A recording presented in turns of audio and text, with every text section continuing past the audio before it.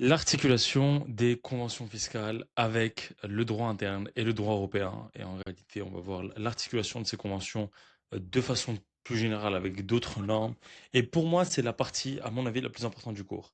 Voilà, si vous devez retenir une vidéo, une capsule vidéo de tout ce qu'on a regardé, à mon avis, c'est celle-ci. Et il y a plusieurs raisons, mais c'est surtout parce que l'arrêt Schneider Electric en droit fiscal international et européen, c'est vraiment fondamental pour comprendre comment on articule, en tout cas en droit français, le droit fiscal européen et le droit fiscal international, en réalité, la fiscalité internationale, les conventions fiscales internationales qui existent avec le droit français, donc le droit interne.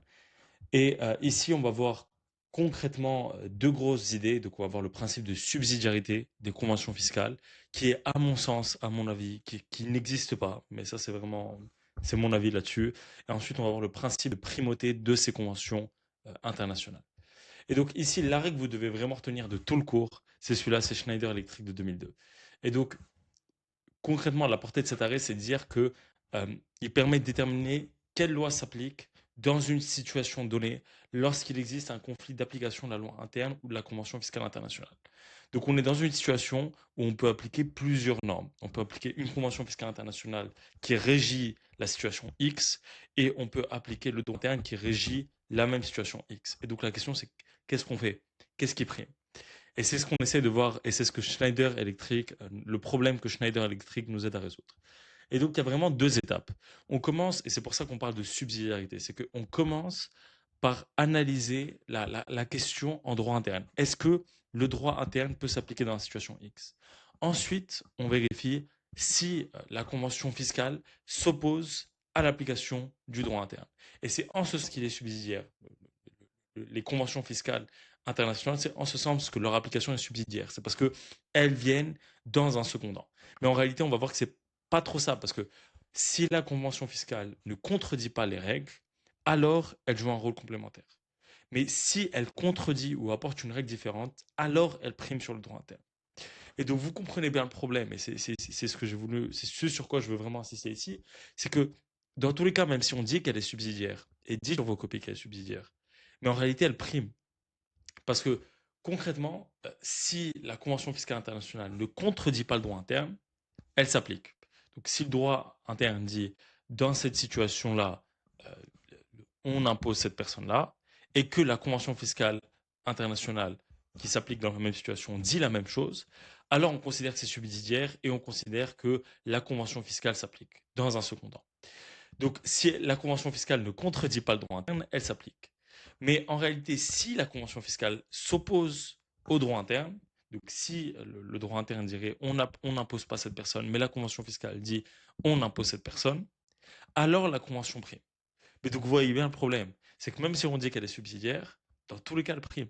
Parce que si c'est la même situation, même si on dit que le droit français prime, en réalité le droit français prime seulement parce que la convention ne s'y oppose pas.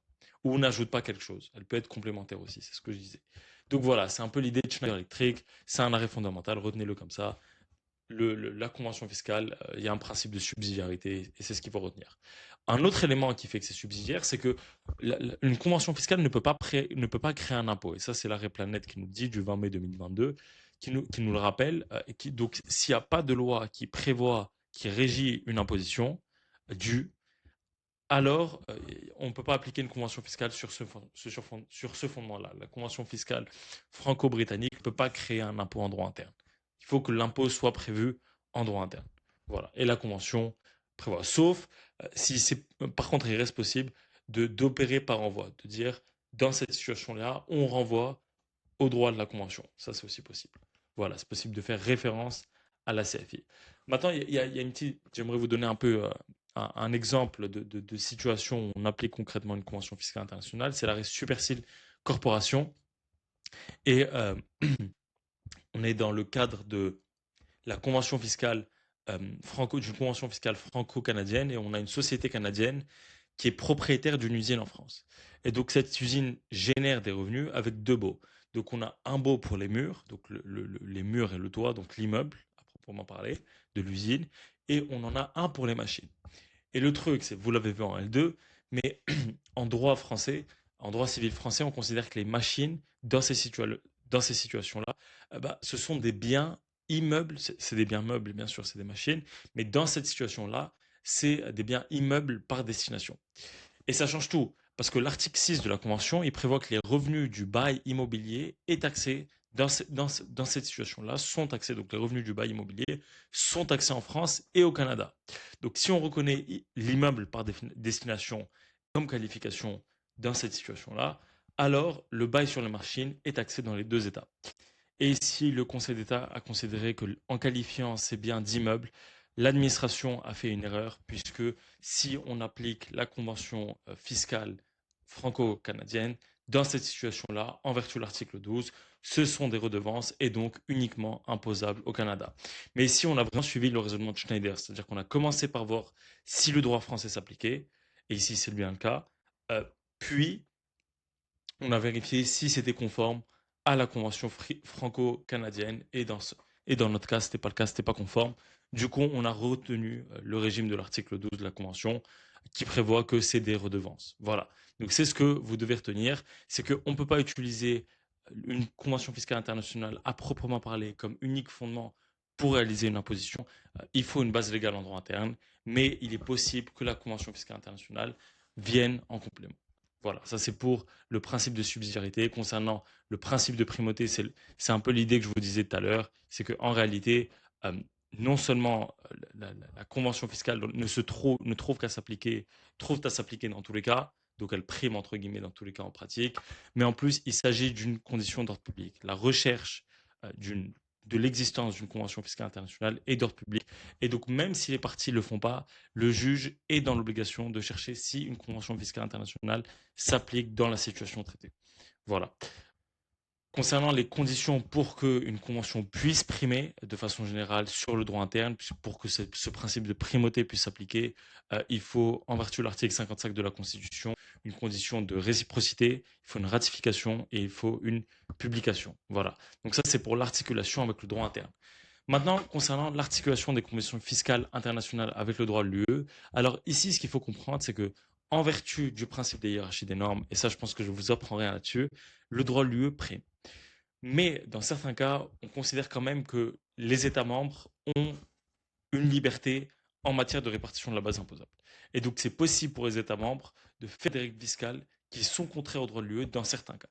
Et donc, j'aimerais à ce titre citer l'arrêt de la CJUE Gili de 98 qui nous dit que où on était dans une situation où on avait un couple où l'homme était français et la femme franco-allemande. Et donc, le couple était résident en France, à la frontière avec l'Allemagne. La femme était institutrice dans le public en Allemagne et l'homme aussi.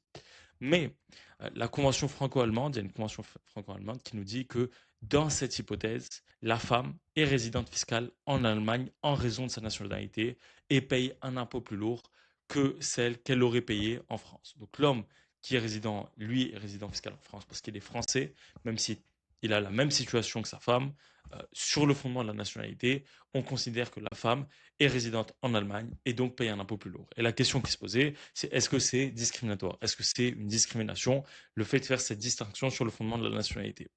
Et la CGE a fait un contrôle de la convention franco-allemande pour voir si c'était conforme au droit de l'UE et elle a considéré que les États restent libres de déterminer les critères de résidence. Donc, le droit de l'UE prime sur le droit international, mais la liberté des États est encore largement reconnue. En d'autres termes, ça revient aux États de négocier entre eux, mais on n'a pas à proprement parler, les contribuables n'ont pas à proprement parler de droit en la matière. Voilà. Donc les États sont toujours libres en droit de l'UE de déterminer les critères de résidence.